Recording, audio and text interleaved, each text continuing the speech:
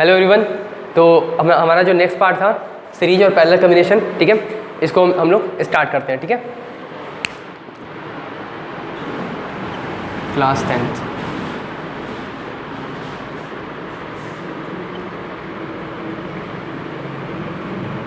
अरे बहुत इंपॉर्टेंट है ये, ठीक है, इस पर डबल स्टार लगा लो, बोर्ड में बहुत क्वेश्चन आते हैं इस पर। ठीक है, तो देखो सीरीज में और पैरेलल कॉम्बिनेशन में तुम लोग इसका तुम लोग को क्लास में मैंने इन सब के बारे में बताया था, इन सब का फॉर्मूला बताया था, कैसे क्वेश्चंस लगाने हैं। ठीक है, क्वेश्चंस तो लग जा रहे होंगे तुम सबसे, ऐसा लग रहा है कि नहीं, बहुत आसान क्वेश्चन होते हैं। ठीक है, तो देखो सीरीज कॉम्बिनेशन में मैं एक फॉर्मूला बताया था, वो कौन सा फॉर्मूला बताया था पता है? RS। ठीक है, RS इज इक्वल टू क्या हो जाएगा? चाहे रुको पहले एक बार बना देता हूँ। अच्छा बताओ ये सीरीज में है कि पैरेलल में है? ठीक है, R1 R2 R3,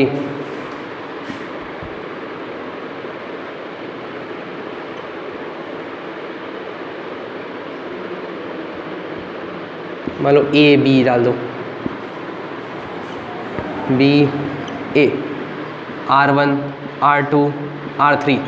तो एक बात बताओ, ये तो सीरीज में हो गया। ठीक है, अब देखो इसका फॉर्मूला हो जाएगा, सीरीज में बस जोड़ देते हैं सारे रेजिस्टेंस को, R1 plus R2 plus R3, ये हमारा फॉर्मूला हो जाएगा किसका? सीरीज का हो गया। ठीक है, अब पैरेलल का पैरेलल क्या हो जाएगा? 1/RP is equal to 1/R1 plus 1/R2 plus 1/R3। ठीक है, ये हमारा पैरेलल का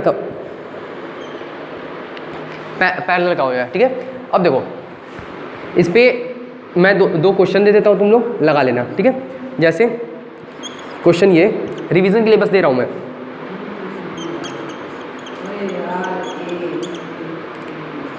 टू ओम, 6 ओम, 9 ओम। तो फाइंड करना है equivalent resistance, find equivalent resistance between A and B। ठीक है, ये हो गया। और उसी तरह एक और क्वेश्चन यहाँ पैरेलल में देते रहे हैं।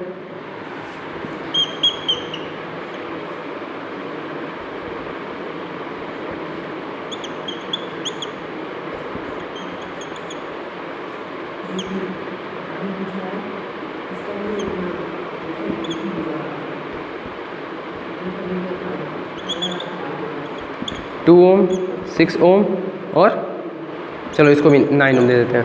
बस जैसा ऊपर है उसको बस फॉर्मूला पे रखिए और आंसर पाइए। ठीक है, बहुत आसान होता है। ठीक है, जैसा है बस फॉर्मूला पर रखना है। सीरीज का फॉर्मूला याद रखना है, सीरीज में सबको जोड़ देना है। RS इज इक्वल टू क्या हो जाएगा? RS मतलब सीरीज हो गया। ठीक है, R1 plus R2 plus R3 और पैरेलल में 1/R1 plus 1/R2 plus 1/R3। बस जैसे है वैसे ही रख देना है, एज इट इज़ वैल्यू रखो और आंसर मिल जाएगा। ठीक है, तो चलो इसमें ये हो गया। और नेक्स्ट जो आपका टॉपिक है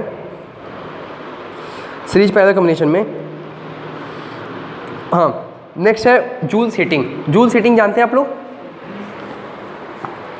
एक सेकेंड, ये हो गया है, नोट कर लीजिए इसको, पॉज करके नोट कर लीजिए। हो गया, चलिए ठीक है। देखिए जितना आपको बताया जा रहा है उतना बस आप अपने माइंड में क्लियर करते जाइए। सब बोर्ड में स्टार क्वेश्चन होते हैं, ये सब सारे पूछे हुए हैं।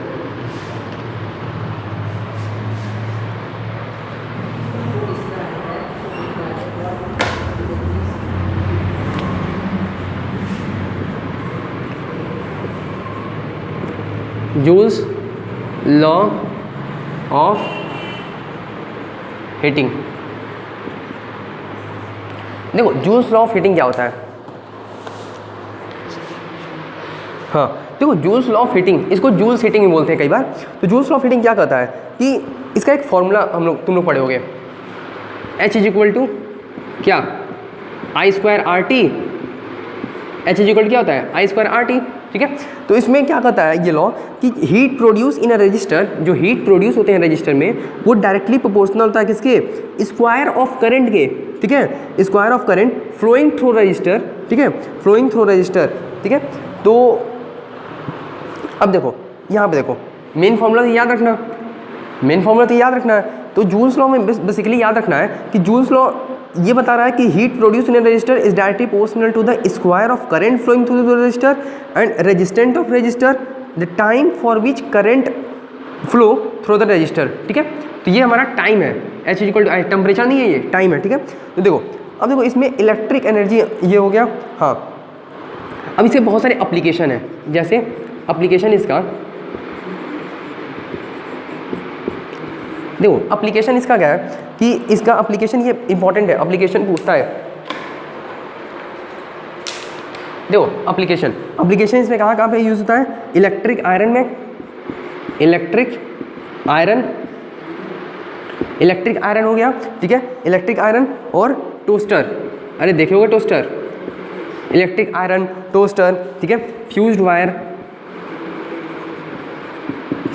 हो गया, ठीक है, फ्यूज्ड वायर हो गया, बल्ब हो गया, ठीक है, electric iron, toaster, fused wire, bulb, ये सब हमारे क्या है एप्लीकेशंस, ठीक है। अब देखो इसमें आता है क्वेश्चन इलेक्ट्रिक पावर के बारे में, ठीक है। देखो इलेक्ट्रिक पावर जानते हो तुम सब, इलेक्ट्रिक पावर क्या होता है, इलेक्ट्रिक पावर क्लास में बताया है। इलेक्ट्रिक पावर तुम लोग तो बोल नहीं पाओगे, लेकिन अपने माइंड में तो याद आ जाएगा ना तुम्हारे दिमाग में। अब देख मैं बताओ इलेक्ट्रिक पावर क्या है। इलेक्ट्रिक पावर में क्वेश्चन जो होता है वो ऐसे बनता है, एक फॉर्मूला पे P is equal to V I, P is equal to V I, बहुत इंपॉर्टेंट फॉर्मूला है, बहुत इंपॉर्टेंट है। देखो इलेक्ट्रिक पावर का मतलब होता है कि the rate of consumption of energy, ठीक है, और सिंपली बोल सकते हैं the rate of doing work. वो क्या होता है, पावर, क्या बोलते हैं इसको, the rate of doing work, उसको क्या बोलते हैं हम लोग, पावर बोलते हैं, ठीक है। अब देखो इसका हमने फॉर्मूला बता दिया, P इज इक्वल टू क्या होता है, V अपॉन आई,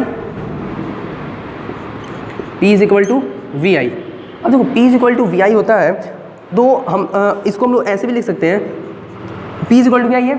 हमने ओम्स लॉ में क्या पढ़ा, देखो क्वेश्चन में कई बार ना modification, electric power Ohm's law का मॉडिफिकेशन में क्वेश्चन बना देगा, ठीक है, दोनों कॉन्सेप्ट यूज़ करके। जैसे अगर नॉर्मल क्वेश्चन दे दिया पावर पे, वोल्टेज और करंट दे दिया, तो तुम लोग निकालो पावर, लेकिन बहुत बार क्या करता है ओम्स लॉ का भी कॉन्सेप्ट इसमें यूज़ कर देता है। इसमें देखो हमने पढ़ा था V को क्या बोलते हैं, V is equal to I R होता है, V is equal to I R होता है, तो P इज इक्वल टू ये V आई आर, तो आई आर और I, तो क्या हो जाएगा ये P इज इक्वल टू एक आई दो आई, कितना हो गया आई स्क्वायर आर,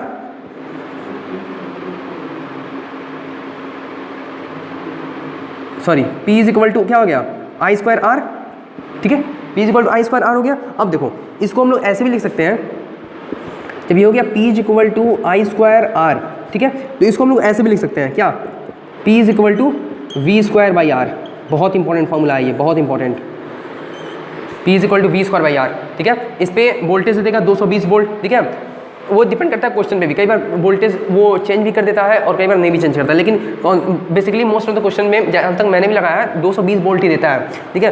पावर पूछ देगा या फिर रेजिस्टेंस पूछ देगा, तो अगर रेजिस्टेंस पूछेगा तो रेजिस्टेंस को इधर करके पावर को इधर कर दीजिएगा, ठीक है, निकल जाएगा। चलिए ठीक है, अब देखो क्वेश्चन ये पूछता है कि पावर का एसआई यूनिट क्या होता है।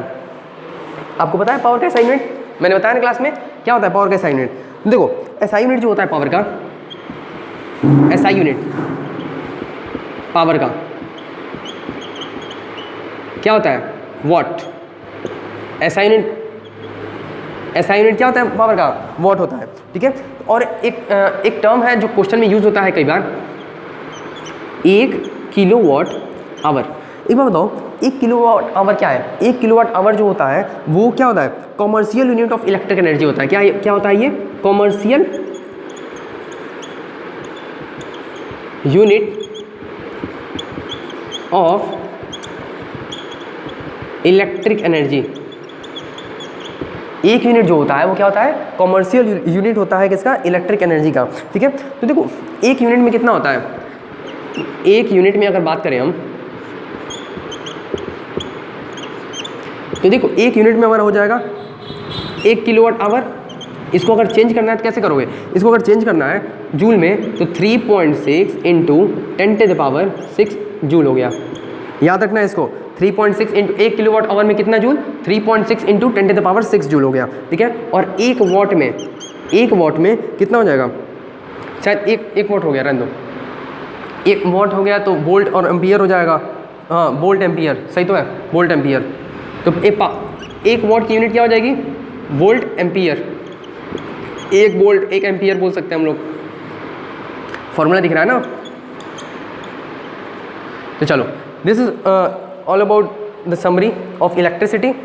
आप लोग इसको देख लीजिएगा एक बार फिर से और रिवाइज कर लीजिएगा चैप्टर, ठीक है। बहुत ही आसान में छोटा सा मैंने सब हाईलाइट किया था, कौन कौन सा पॉइंट बताना है जो जो ज़रूरी है, ठीक है। तो वो मैंने हाईलाइट करके और आपको सारा बता दिया।